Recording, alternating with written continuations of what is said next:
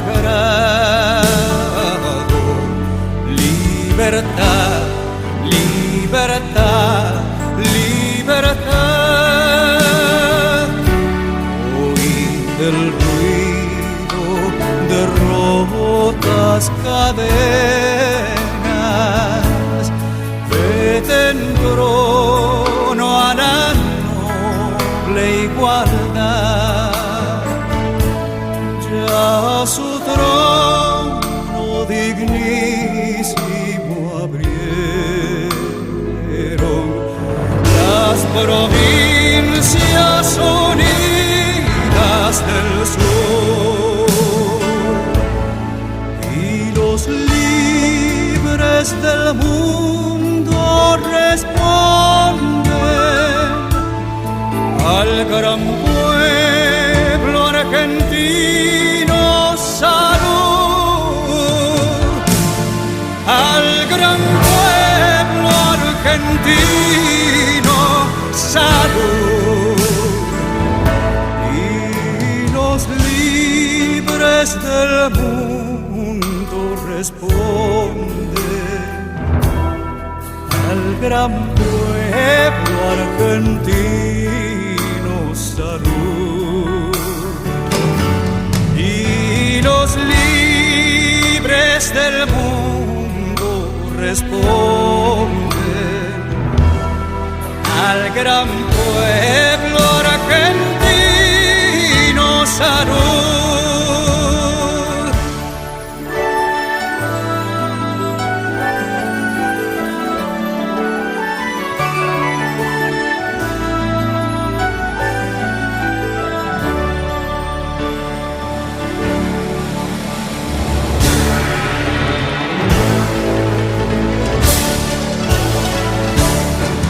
Sean eternos los laureles que supimos conseguir, que supimos conseguir,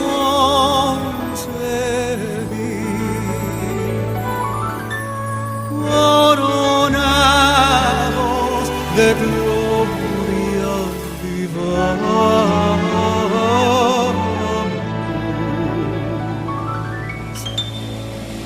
Oh, juremos con gloria morir, oh, juremos con gloria morir, oh, juremos con gloria morir.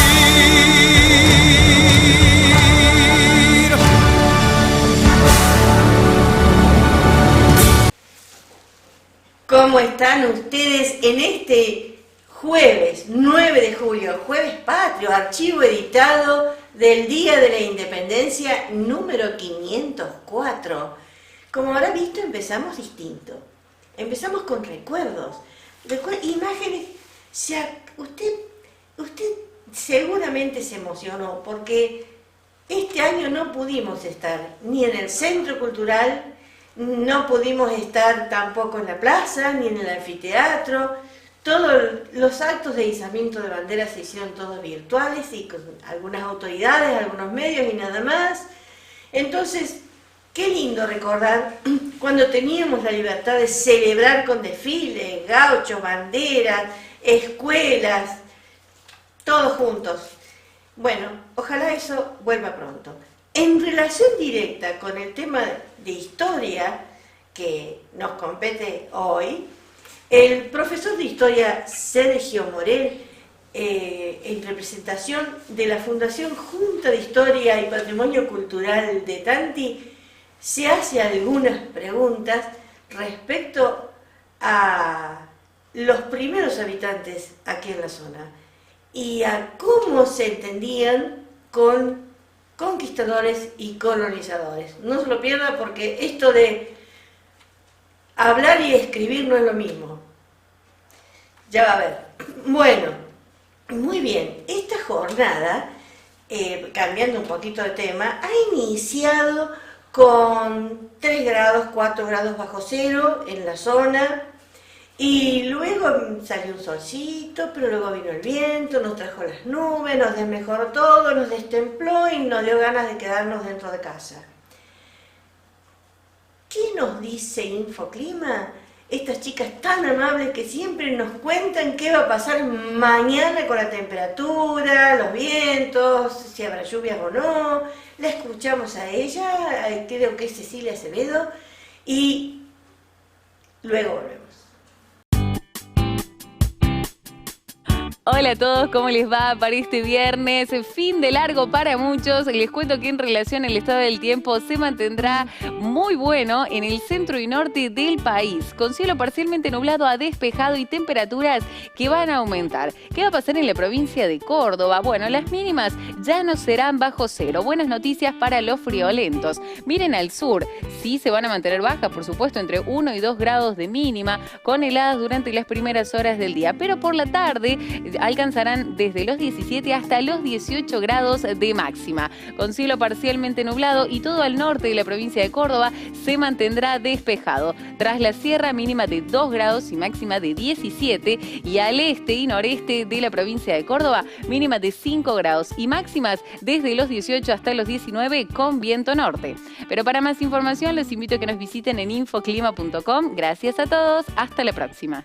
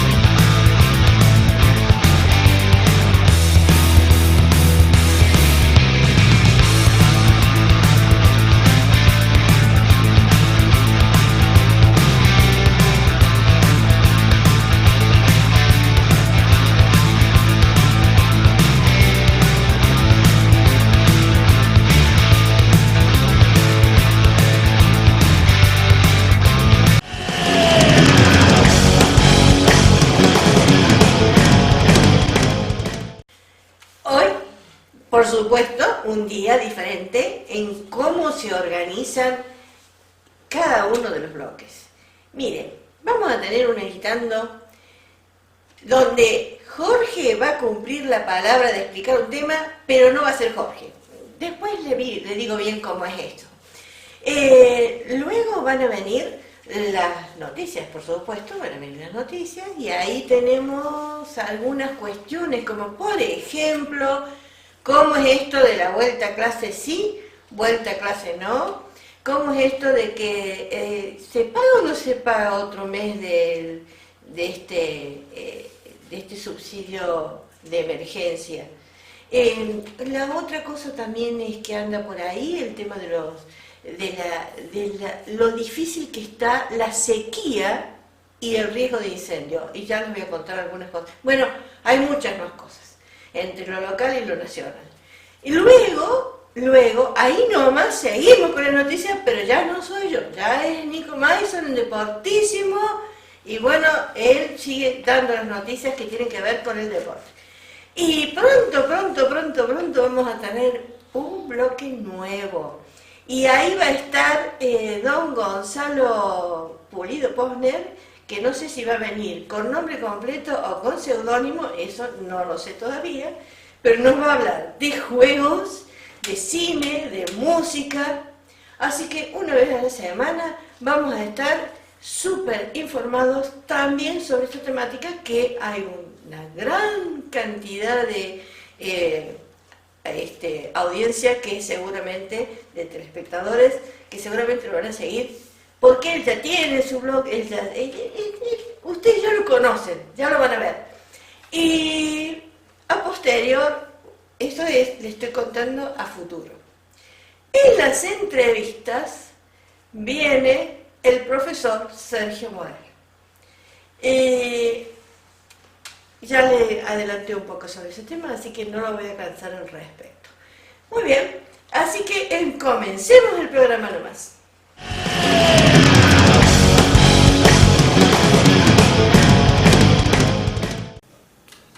Hoy estoy apelando mucho a su memoria. El martes, Jorge nos presentó un temario en el Editando con palabras claves.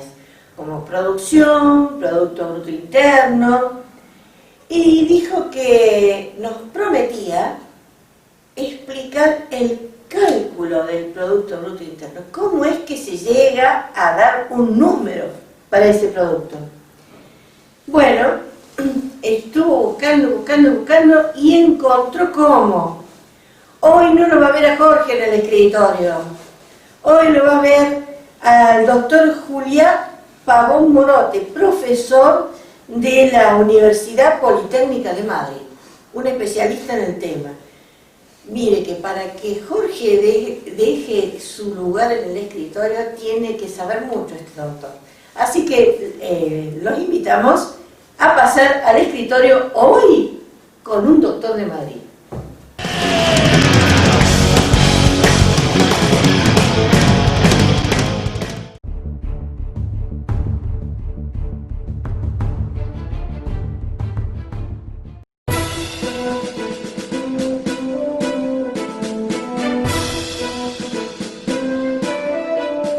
Si hablamos de la resurrección de Keynes, tenemos que explicar primero por qué murió Keynes.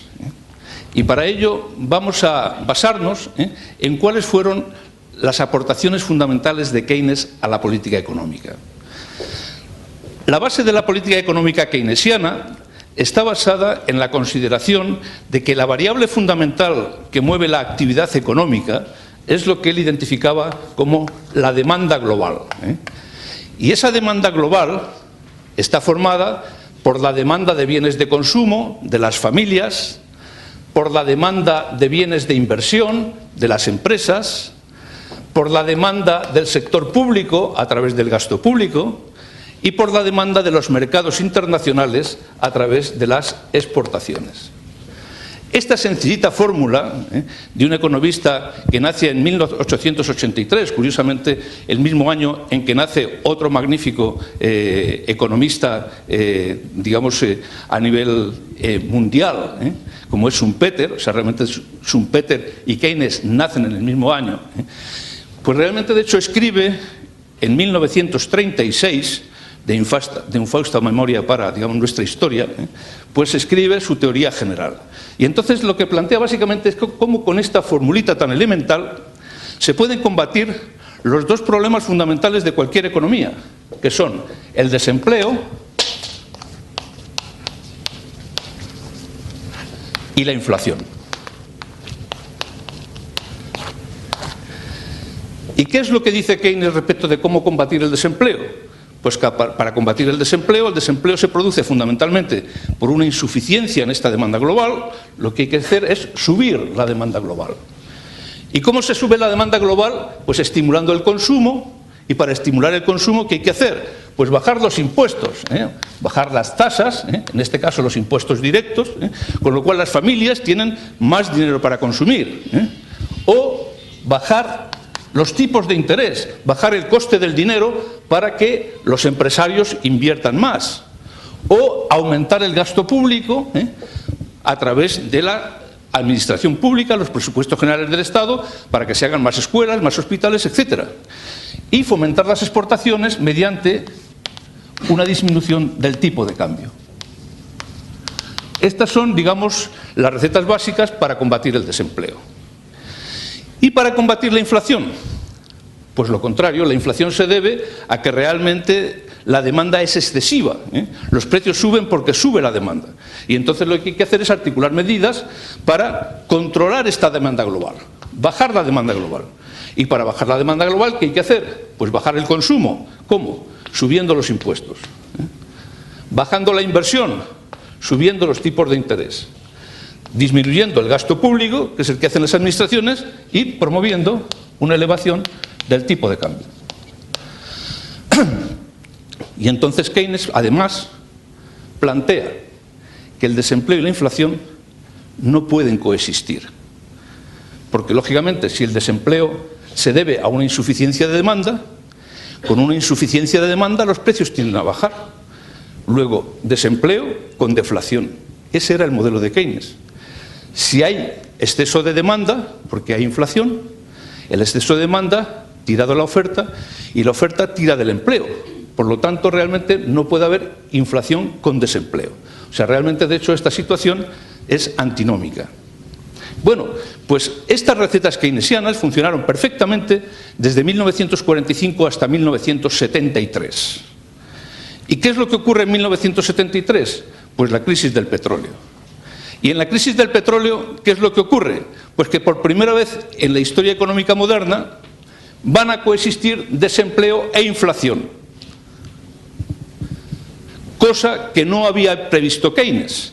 ¿Y cómo es posible que realmente coexistan desempleo e inflación? Pues sencillamente porque la inflación que aparece en 1973 no es una inflación de demanda, como la que había previsto Keynes, sino es una inflación de costes. Los precios suben porque suben los costes de la energía, los costes del petróleo, y esos costes que llevan el barril de petróleo de $2 el barril a por encima de los $35 el barril, hace que realmente, digamos, sean los costes los que van tirando de los precios, y que incluso con una situación de insuficiencia de la demanda, de recesión económica, los precios sigan subiendo. Entonces se nos ha transformado la inflación de demanda en inflación de costes. Y claro, ya Keynes no da respuesta a cómo combatir la inflación de costes. Y además coexisten los dos problemas de desempleo e inflación. Y Keynes queda arrinconado. Las políticas keynesianas son sustituidas por las políticas liberales, fundamentalmente de Milton Friedman, las denominadas políticas de oferta, que consideran que el presupuesto, digamos, público debe ser neutral, ingreso y gasto público, que solo se deben manejar los tipos de interés para manejar la economía y que, sobre todo, el énfasis debe pasar de lo macroeconómico a lo microeconómico. Es decir, si vamos a combatir los costes de producción se combaten a nivel de empresa, Hay que realmente combatir la subida de costes salariales, la subida de costes de producción a través de la innovación, a través de la productividad, a través de la mejora de la competitividad, a través de la calidad del servicio postventa, etcétera. Realmente, de hecho, entramos en la economía de los intangibles y en la economía productiva a nivel de empresa. Por lo tanto, realmente nos encontramos con que el énfasis de las políticas económicas pasa de lo macro a lo micro, Milton Friedman realmente se convierte, digamos, en la referencia de la política económica y Keynes queda arrumbado. Muerte de Keynes. Pero llega el año 2008 y Keynes resucita. ¿Por qué resucita Keynes? Pues porque la nueva situación que se ha creado hace que realmente la situación de desempleo no coexista con una situación inflacionaria, sino con una situación deflacionaria. Actualmente existe desempleo con deflación.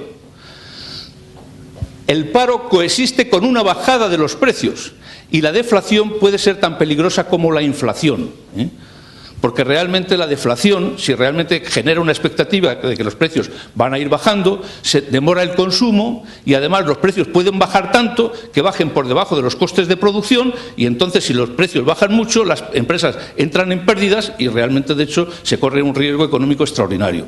Entonces, como el desempleo y la deflación son la base de los problemas actuales, Keynes sí tiene la respuesta para combatir simultáneamente los dos problemas, desempleo y deflación, que es estimular la demanda global.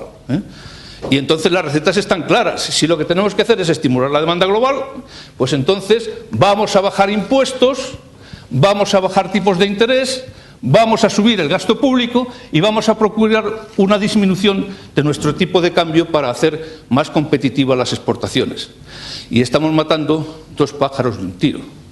Keynes ha resucitado.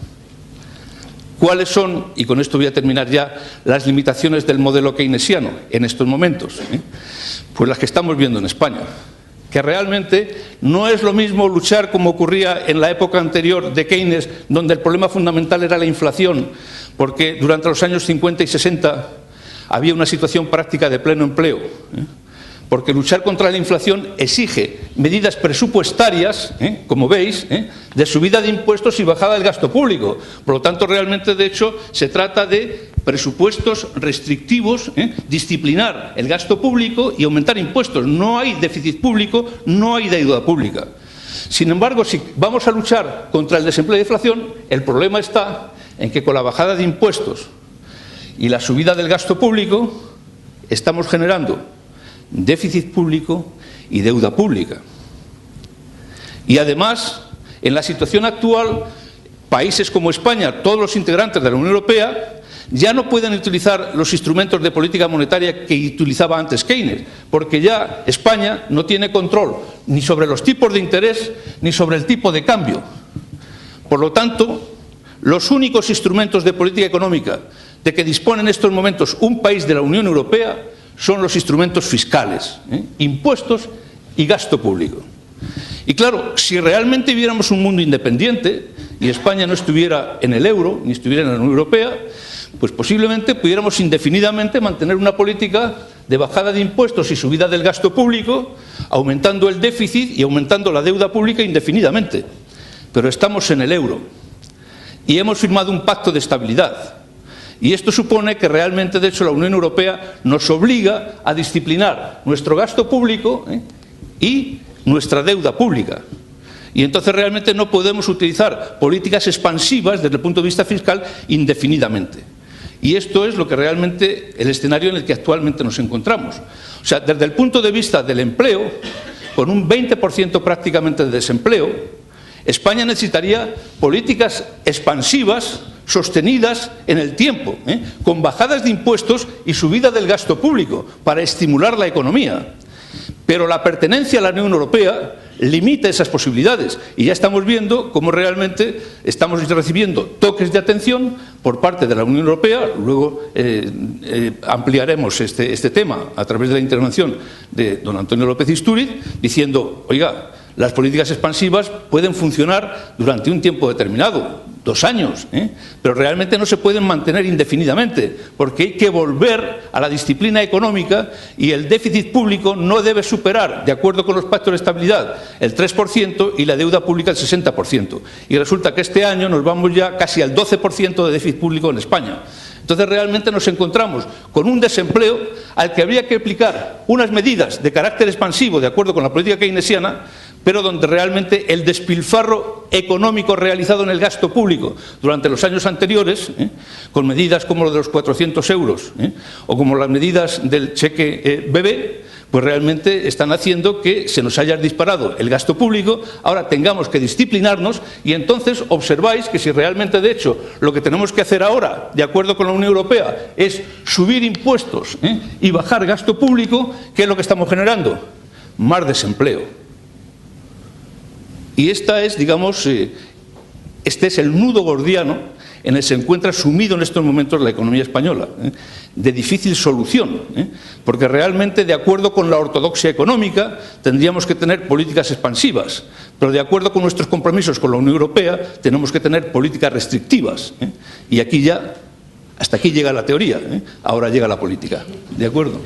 Muy bien, muchas gracias.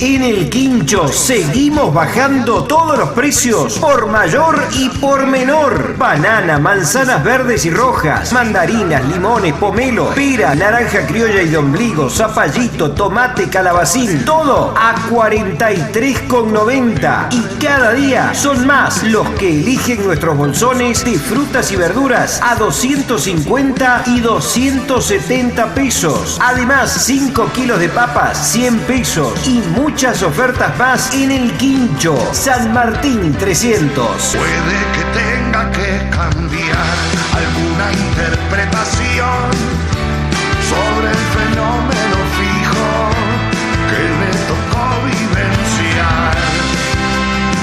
Tal vez sea lo único que tenga por cambiar.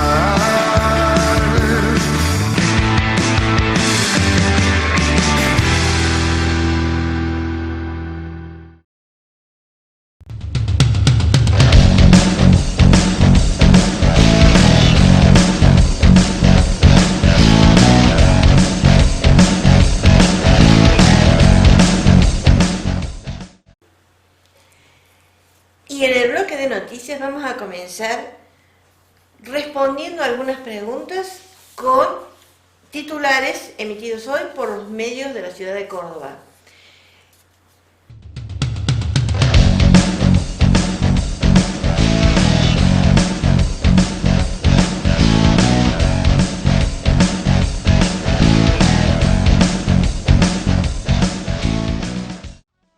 El presidente confirmó que el IFE continuará por un mes más en todo el país.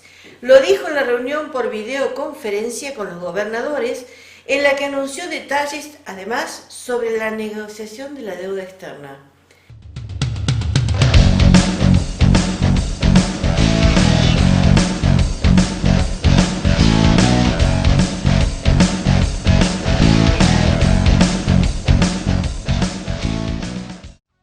En Córdoba, volviendo al IFE, son 651.000 los beneficiarios que cobraron la etapa 2 del IFE. Para la provincia representa el ingreso de más de 650 millones de pesos. Durante la conversación con los mandatarios provinciales, el presidente también agradeció a Córdoba y a otras provincias que enviaron terapistas y otros agentes de salud al Chaco, uno de los epicentros de la pandemia en el país. El Ministerio de Salud Provincial aclaró que envió 8 profesionales a Resistencia. Noticias provinciales entonces ahora. Volver a clases en agosto. Se habla de protocolos y de adaptaciones para el regreso presencial a las escuelas, pero quedan muchos interrogantes abiertos acerca de cómo. Quedan sin respuesta y los comentarios de los padres son muy diversos. Una gran mayoría, en especial al saberse el incremento de contagios informados por los medios, opina que no hay que apresurarse en reunir a los chicos en la escuela. Desde las escuelas, los equipos docentes y directivos consideran casi una utopía el retorno a clases presenciales en agosto.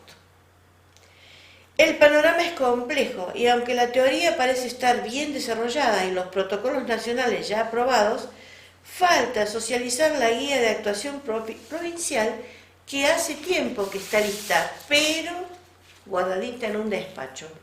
La provincia busca las respuestas que le faltan a innumerables problemas para mostrar su propuesta. Cuentan fuentes cercanas al ministerio que los anuncios están demorados por las diferencias de criterios y las indefiniciones sobre los recursos humanos y materiales que se dispondrán, más la logística que permitiría implementar un esquema de retorno sostenible. Mire, para hacérselo más claro le voy a dar 3 ejemplos. Todo lo que haría falta para poder realizar un regreso presencial a las escuelas. Una escuela, antes de abrir sus puertas, deberá tener a su personal docente y no docente capacitado en medidas sanitarias y de higiene en función de la pandemia de coronavirus. Mientras que las familias también deberán estar preparadas en ese sentido. A su vez, la escuela que no tenga los insumos necesarios de higiene, acceso al agua potable, desagües cloacales, jabón, toallas descartables y cestos de basura, no podrá recibir a los alumnos cuando se decida volver a las clases presenciales. Vaya anotando. Respecto a los alumnos, se los dividirá por grupos, con un máximo de 8 en función del espacio físico de cada aula, para que haya 1,5 metros mínimo de distancia entre todos, a la vez que todos deberán ir con barbijos, igual que los docentes. La distribución que propone el Ministerio de Educación es el modelo burbuja, con 8 alumnos agrupados a los lados del aula y el docente en el centro, o con los alumnos sentados en zigzag hacia los costados y el maestro en uno de los extremos. 8. Solo 8. Y depende del tamaño del aula. Si no da el tamaño del aula, menos. Los focos de contagio en este momento son 4 que se han definido a último momento en Córdoba. Vamos a Córdoba ahora, no estamos aquí. Villa Dolores, Barrio Malvinas Argentinas, en La Falda y en Capital. Autoridades sanitarias advierten que la gente se relajó. Esta semana, por eso, no hubo nuevas flexibilizaciones. Todas esas preguntas que nos hacían, ¿por qué los deportes? No, porque en la medida que se abren, se flexibiliza, la gente se confía y tiene contacto y se contagia. Fíjense que en la clínica Sucre de Córdoba capital, una médica que hizo 2 guardias estaba contagiada, no lo sabía, y se contagió, 9 los casos de coronavirus, todos relacionados con esta médica de que se había contagiado en la clínica Sucre. Así que bueno, habrá multas por incumplimientos de la cuarentena. Ayer 8, se aprobaba en la legislatura de Córdoba la ley que sancionará con fuertes multas a quienes no usen barbijo o asistan a reuniones de más de 10 personas que no sean familiares. Así que quiere que se lo diga clarito, hay que darle bolilla al tema de la cuarentena y del coronavirus, porque hoy aquí zona blanca, mañana no sabemos, porque si nos relajamos demasiado, el virus entra. Cambiamos de tema. Se construirá un nudo vial de acceso y un portal de ingreso al Parque Nacional Quebrada del Condorito. Vamos a visibilizar ese parque. Y ahora, con esta nueva forma de turismo que se va a implementar, es uno de los parques que más posibilidades tiene de recibir turistas con las condiciones de protocolo. Esta obra esperó 24 años, ya que el área protegida fue creada en 1996. Se realizará con fondos de los gobiernos provincial y nacional. Nunca tuvo un ingreso que le diera visibilidad, por eso les decía antes. Y además, su ausencia generaba problemas de inseguridad vial sobre el camino de las altas cumbres. Bueno, es una muy buena noticia. Nueva versión del himno nacional argentino. La Mona hizo su propia versión del himno nacional con un video en el Teatro del Libertador. El video se estrenó en los primeros minutos del día de hoy con motivo del Día de la Independencia.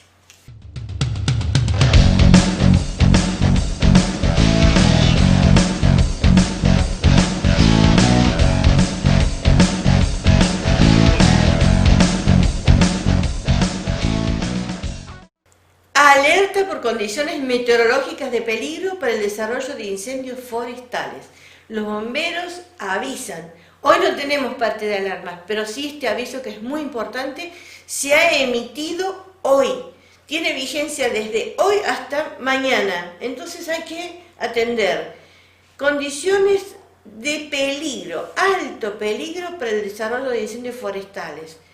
Se informa que debido a las condiciones meteorológicas actuales y pronosticadas para el área de cobertura y el periodo de aviso, hoy y mañana, el viento será moderado a regular del sector norte y con ráfagas. Las temperaturas se posicionarán en valores normales para la época y los valores de humedad serán muy bajos.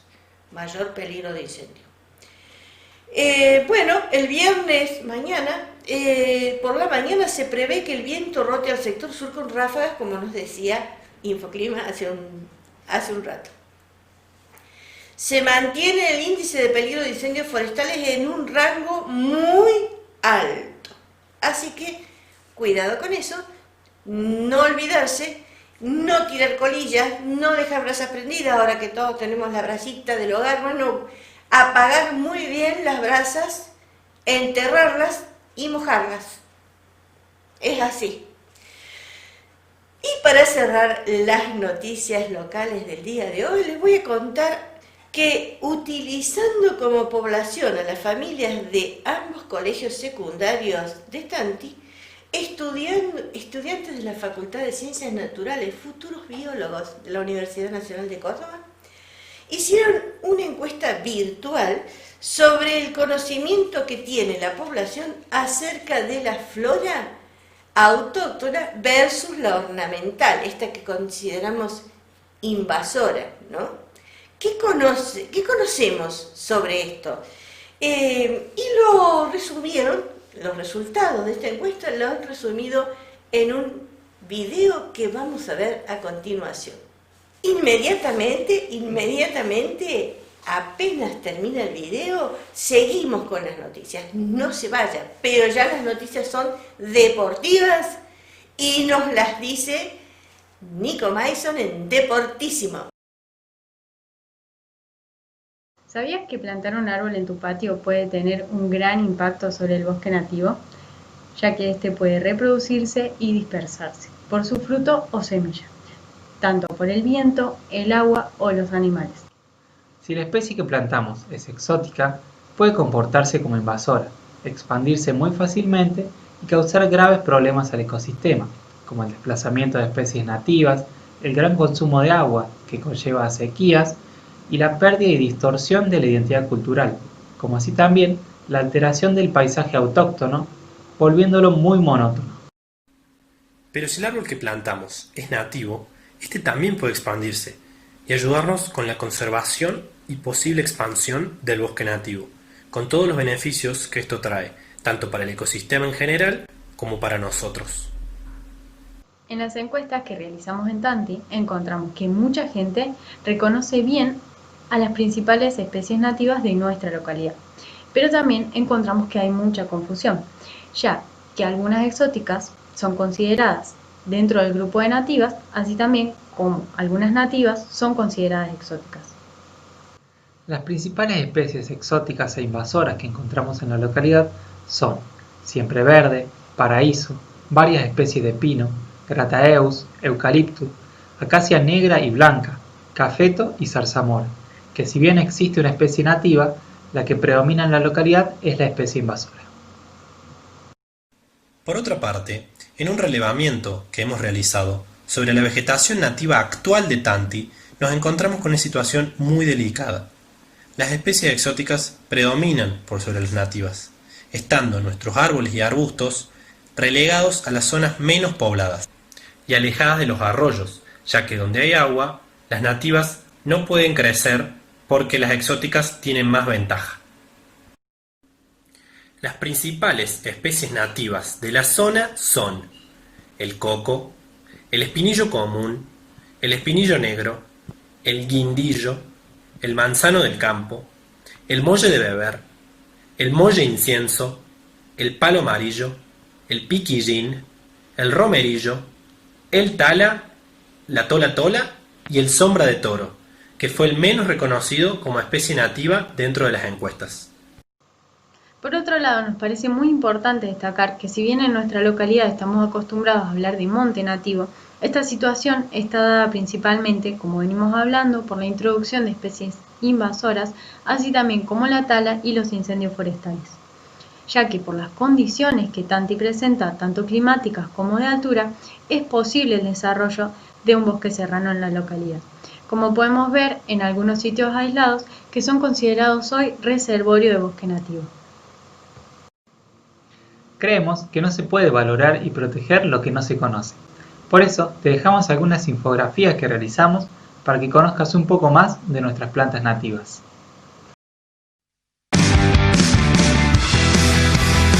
En el Quincho seguimos bajando todos los precios por mayor y por menor. Banana, manzanas verdes y rojas, mandarinas, limones, pomelo, pera, naranja criolla y de ombligo, zapallito, tomate, calabacín, todo a 43,90. Y cada día son más los que eligen nuestros bolsones de frutas y verduras a 250 y 270 pesos. Además, 5 kilos de papas, 100 pesos y muchas ofertas más en el Quincho, San Martín 300. Puede que tenga que cambiar alguna interpretación sobre el fenómeno fijo que me tocó vivenciar. Tal vez sea lo único que tenga por cambiar.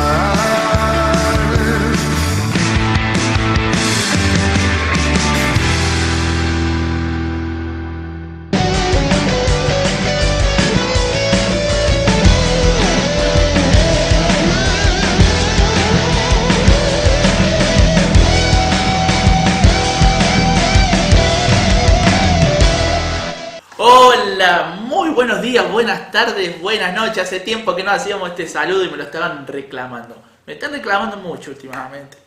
Y ahora sí vamos con las noticias, estas noticias que están saliendo del horno recién calentitas ahí, como alguien que cocina, que se dedica al rubro gastronómico. Y es que son las batallas de rap. Este nuevo deporte, o lo que va a ser un futuro deporte, ya que el Comité Olímpico Internacional lo viene siguiendo desde hace mucho tiempo. En especial le dio con una vital importancia en los últimos Juegos Olímpicos de la Juventud, que particularmente se jugaron en Argentina, en Buenos Aires en el año 2018, les dio hincapié a las batallas de rap junto a los circuitos de skate, al BMX, que son las bicicletas, esas chiquititas que saben andar los chicos. Bueno, como ves, son Juegos Olímpicos de la Juventud, el Comité Olímpico Internacional le está dando un seguimiento. ¿Por qué lo vamos a considerar deporte? Básicamente, como todo deporte, necesita un entrenamiento o algo que sea para mejorar tu bienestar físico o mental. Y el freestyle o el estilo libre necesita mucha práctica, ya que en el momento de las competiciones necesita tener mucha habilidad mental para responderle las rimas a otra persona, ¿sí? El freestyle es una rima o una rima improvisada sobre una base instrumental. Y eso nos lleva a que este sábado vuelven las batallas de rap en España. ¿Quiénes son los que se van a enfrentar? Para los que conocen el rubro, los van a conocer. Yo en particular todavía no los conozco tanto, pero el primer enfrentamiento va a ser entre Blon y Sweet Pain. El segundo, RC con Bennett. El tercer enfrentamiento, Gazir vs Asco. El cuarto, Tirpa vs Mr. Ego. Y en el quinto todavía están definiendo quiénes van a ser los que van a participar de la FMS en España. ¿Por qué? Porque Chuti y Escone, dos clásicos españoles que sabían competir en las batallas de rap, decidieron bajarse, ya que algunos se están retirando, ya se sienten que no pueden aportar nada, o le tienen miedo al virus, ¿sí? En España hay varios casos todavía, entonces les tienen miedo a juntarse con personas. Después, ¿qué va a pasar en España? Vuelve la FMS en Perú, ¿sí? Sería el 18 de julio. Acá en Argentina también tenemos esta competición, pero todavía no está programada ninguna fecha, pero se estima que entre finales de julio y durante el mes de agosto puede ser que decidan qué fecha van a competir. Más de eso no creen que vaya a suceder. Ahora vamos a hablar del fútbol, ¿sí? Vamos a terminar con la novela de la temporada, la novela de julio, que fue Carlitos Tevez. Al final va a firmar el contrato con Boca, va a ser por un año, con la posibilidad de extenderlo por 6 meses. Parte de su sueldo lo va a donar a diferentes comedores. La situación la destrabó Juan Román Riquelme. Riquelme, que es el presidente del Consejo de Fútbol en Boca, se comunicó directamente con Carlitos Tevez y llegaron a un acuerdo, algo que no se había podido lograr ni el presidente de Boca ni los que están debajo de Riquelme, que son Cassini y Bermúdez, que lo único que lograron fue, como quien dice, embarrar la situación. Volvemos a Europa, volvemos a España. El Real Madrid está con miedo porque hay un caso de coronavirus, un posible caso de coronavirus. ¿Por qué? Porque el primer test que le hicieron al jugador Luka Jovic dio negativo, le van a hacer un segundo test. El miedo está en porque este jugador estuvo en contacto con alguien que tuvo el virus o que tiene el virus. Entonces tienen miedo de que haya contagiado a los compañeros, así que están con mucha preocupación. De la otra vereda del Barcelona están todos contentos porque el club catalán no solo que en el día de ayer ganó el clásico frente al Español, sino que a su clásico lo mandó al descenso después de 20 años, 25 años que estaba en primera el Español. Estas fueron todas las novedades deportivas del día de hoy. Ahora vamos a ir con el especial, un especial único porque es la primera vez que vamos a hacer un rugby. Antes de cerrar y irnos con el especial, quiero mandar un saludito a todos los que participaron de la encuesta, porque la idea de traer el freestyle la decidieron ustedes en Instagram. El 100% votó que sí, así que vamos a tenerlo más seguido y el próximo martes esperamos contarles cómo fue el freestyle en España. Vamos con el especial del día de hoy y enseguida...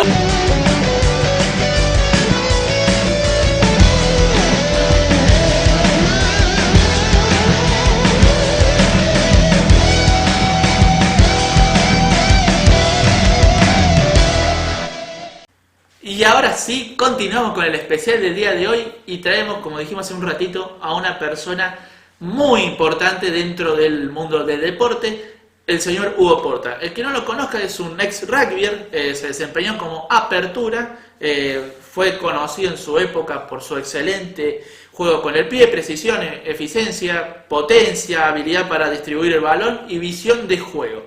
Nació en Buenos Aires un 11 de septiembre del año 51, ya tiene varios añitos, y como decíamos se destacó en el rugby.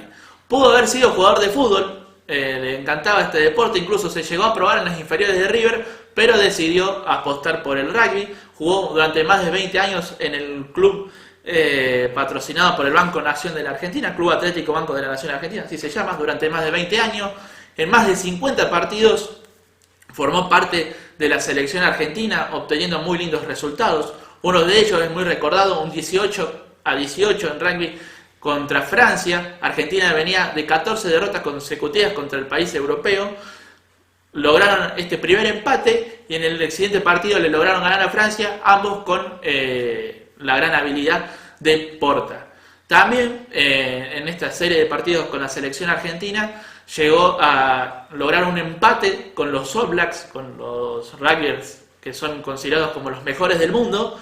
Logró un empate con Porta también teniendo una gran actuación, lo que lo llevaría a tener una gran fama a nivel internacional. Es considerado como uno de los mejores jugadores de la historia del rugby y en Argentina como el mejor jugador de la historia nacional. Luego de su paso por el club del Banco Nacional Argentina y sobre la selección argentina, llegaría a algún rumbo un poquito más político, porque en el año 91, con Menem de presidente, fue elegido como embajador argentino en Sudáfrica, donde Argentina volvía a tener relaciones internacionales con este país africano, ya que habían sido suspendidos durante un tiempito. Uno de los hechos que más se lo recuerda a Porta como embajador es que formó parte de la comitiva argentina en la asunción de Nelson Mandela como presidente en el año 94. Todo el mundo conoce a Nelson Mandela, una gran figura de la liberación de Sudáfrica, de la revolución de Sudáfrica. Luego de esto sería asumido en el año 95 como secretario general del deporte a nivel nacional, también con Menem como presidente. Ejerció este cargo hasta el año 99 y luego de allí se empezó a dedicar a su segunda pasión, que fue la arquitectura.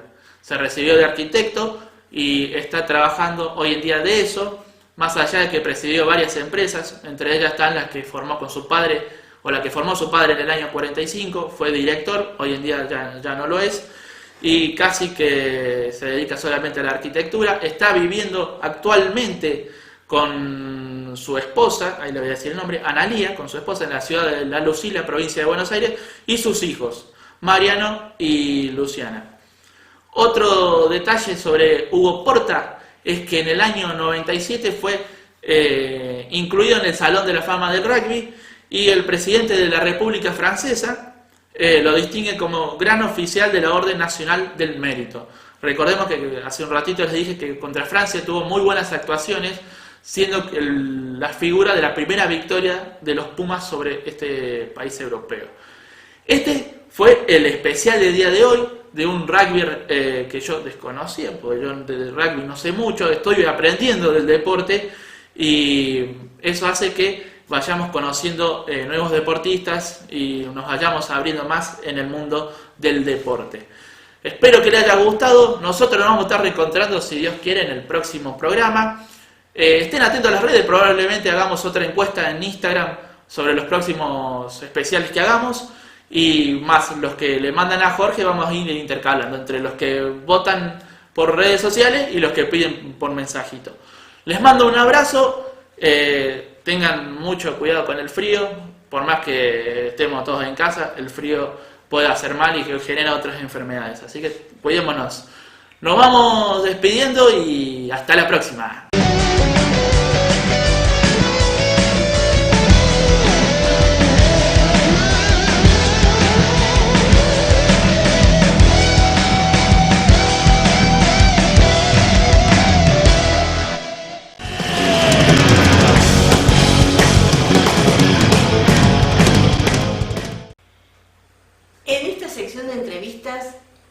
Hoy, 9 de julio, contamos con una visita especial.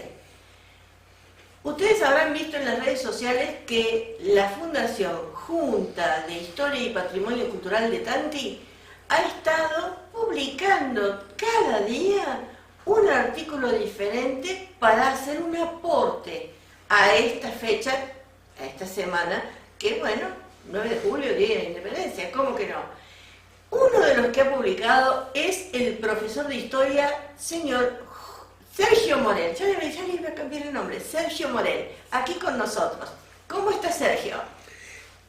Hola, ¿qué tal? Muy bien, gracias por el hospedaje que nos han dado acá en Tantirama. Realmente nosotros comenzamos un largo camino que es, digamos, un poco la recuperación de la memoria a través de la Junta de Historia, y que me ha convocado a mí, digamos, espontáneamente Patricia Posner, y junto con ella Carolina, estaba en un determinado momento la licenciada Cudray, estaba también Sonia, la del diarito, y bueno, entre todas, a mí me pareció que tenía que de alguna manera una obligación, porque considero que toda la formación que uno tiene la tiene que devolver de alguna manera. Una manera de devolver toda esta formación que uno ha tenido la posibilidad de tener es, de alguna manera, colaborar con lo que la Junta de Historia intenta hacer, que es la recuperación del patrimonio, y sobre todo desde el punto de vista ecológico y desde el punto de vista ambiental, para la conservación del ambiente en Tanti, no solamente en Tanti, sino que yo diría extensivamente en toda la zona, digamos, porque no es la cuestión de pura y exclusivamente o el arroyo o la sierra o nuestra urbanización, sino que a mí me parece que de alguna manera esta actitud que uno tiene que tener es para los que nos van a seguir en esta vida, que es un poco la conservación de este medio tan benigno, sobre todo para gente como yo, que viene de una urbanización, que viene de situaciones urbanas muy complicadas en el sentido de que la modernidad histórica ha dado en el espacio en el cual uno vive. Lo mío es trabajar sobre todo el hábitat, ¿no? El hábitat de alguna manera marca al hombre, y en este habitar de alguna manera ha habido un choque entre los habitantes nativos que estaban en el lugar y aquellos que de alguna manera fueron llegando en sucesivas inmigraciones o, digamos, en sucesivas oleadas al lugar, y que de alguna manera han tenido en determinada manera que confrontar y en otra determinada manera que convivir. Yo siempre sostengo que es mucho más difícil la colonización que la conquista. ¿Por qué? La conquista de alguna manera toma el territorio, conquista, domina y avasalla de alguna manera, y existe alguien que ha sido derrotado, pero lo más difícil es convivir después en la colonización. Esa colonización que de alguna manera va a imponer, digamos, situaciones que, tomado espacialmente, van a tener que convivir en un mismo hábitat. El primer problema que a mí se me presentó dentro de la formación que tuve es cómo no me explicaban el entendimiento entre la lengua aquí, que sería la lengua comechingona, y la lengua española o el español. Digamos, teniendo en cuenta que el español es un idioma muy altamente dominante, porque, digamos, ha sido ya un idioma conquistador que ha dominado otras regiones, de alguna manera necesita, frente al otro idioma, una manera de justificar su dominación, y es a través de lo escrito. Aquí aparece el primer problema que a mí se me presenta. El primer problema que se me presenta es la oralidad o lo escrito. ¿Por qué se me presenta este problema? Exacto. Porque la oralidad... Perdón, no lo quiero interrumpir. No, está bien. Justo, yo creo que usted a lo mejor va a avanzar sobre lo mismo. ¿Es una confrontación oralidad? ¿Es una confrontación oralidad o escritura? ¿O es una complementación que no termina de ser en el caso que usted expone? No, es una confrontación totalmente. Para mi posición es una confrontación. ¿Por qué? Porque, digamos, el gran triunfo que va a tener el siglo que yo trabajo, que es el siglo XIX, es el triunfo de la ciudad. Y la ciudad va a ser letrada. Esta letra, digamos, a ver, se presenta un problema y un conflicto de tierra. ¿Quién es el que lo resuelve? El juez de paz. El juez de paz, en ese momento, que eran los jueces nombrados por la corona, que después fueron quedando durante la época de la colonia en diversas situaciones o en diversas zonas, tienen que resolver a través de la posesión de la tierra por medio de una oralidad tenida por los pueblos originarios o los nuevos propietarios que la corona va a dar en arriendo, digamos, en mercedes, en determinadas... Esas mercedes y esos arriendos están justificados a través de la letralidad de la corona. La corona da letra, da algo escrito. Entonces, eso es que vendría a ser escritutario, que es una palabra que me resulta bastante difícil, va a sobreponer sobre la oralidad, porque la oralidad no está escrita. Va a ser el gran triunfo de la ciudad letrada. Ese es el problema que yo tengo que resolver. El problema que tiene que resolver la modernidad es el progreso. El progreso de alguna manera va a justificar un orden, y ese orden lo va a dar pura y exclusivamente la ciudad. No nos olvidemos. Ustedes, gran pregunta. ¿Existían ciudades precolombinas? Sí, claro que existían. Claro. ¿Y existía urbanidad? Y claro que sí que existía urbanidad. Pero al encontrarse estos colonizadores, estos conquistadores colonizadores con esas ciudades, van a ser en un determinado momento voy a tomar dos ejemplos muy significativos. México, la Ciudad de México, está construida sobre la vieja Tenochtitlán, ¿no? Han avasallado directamente los conquistadores y han puesto una ciudad moderna sobre una ciudad, digamos, precolombina. Y en el Cusco, por ejemplo, cuando se encuentran con la belleza del Cusco, hacen una ciudad europea, que es Lima. Entonces, ¿ahí qué pasa? Hay como dos situaciones energéticas diferentes. En una va a haber progreso, que va a ser Lima, y en el Cusco va a quedar un pasado. Entonces, si yo en mi ecuación tengo que resolver el progreso, y voy a atender a Lima, le voy a dar más bolilla a Lima, ese futuro estado que se va a crear, le va a dar mucha más bolilla a esas ciudades urbanizadas de manera europea, que aquellas viejas ciudades y aquellos pueblitos que van quedando en el olvido, que van quedando cada vez menos seductores a lo que va a ser la modernidad. Sí, no. El tema es que creo que, volviendo a la cuestión de la escritura tuvo mucho que ver con esta pérdida de lugar de muchos pueblos, no solamente aquí, como decía Sergio muy bien, porque los comechingones, los tonavirones, no podían interpretar un papel escrito en un idioma que no conocían, y que a lo mejor lo entendían un poco por el uso y la costumbre, pero no podían escribirlo. Pasó también con los incas, es decir, Dios te está hablando acá, y le daban una Biblia para leer, ¿y qué iban a leer? ¿Qué iban a leer? Si el Inca se manejaba sin escritura básica, como nosotros entendemos la escritura. Ellos tenían su forma, pero no como nosotros. Sergio lo dice muy bien. ¿Qué posibilidad de triunfo podía tener un pueblo que no podía leer la escritura del conquistador? ¿Cómo se defendía? Sergio, nos encantaría seguir charlando el tema. ¿Lo podemos comprometer para una próxima visita porque se nos está acabando el tiempo y nos están haciendo señas. Ya. Una sola cosita para cerrar, ¿puede ser? Sí, por supuesto que sí. ¿Qué está marcando lo escrito? Está marcando la legalidad, pero a su vez está invisibilizando al otro y lo está marcando en la parte delictual. Claro. Porque después viene la ley que va a marcar en lo escrito aquel código que va a personalizar o va a ejemplificar qué es lo delictual.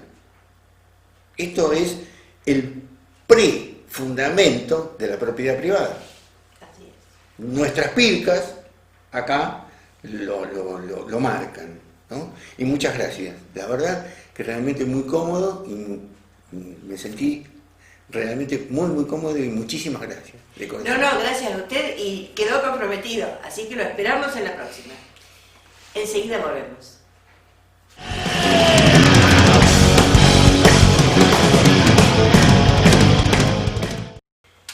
Y bueno, se acabó el programa del 9 de julio.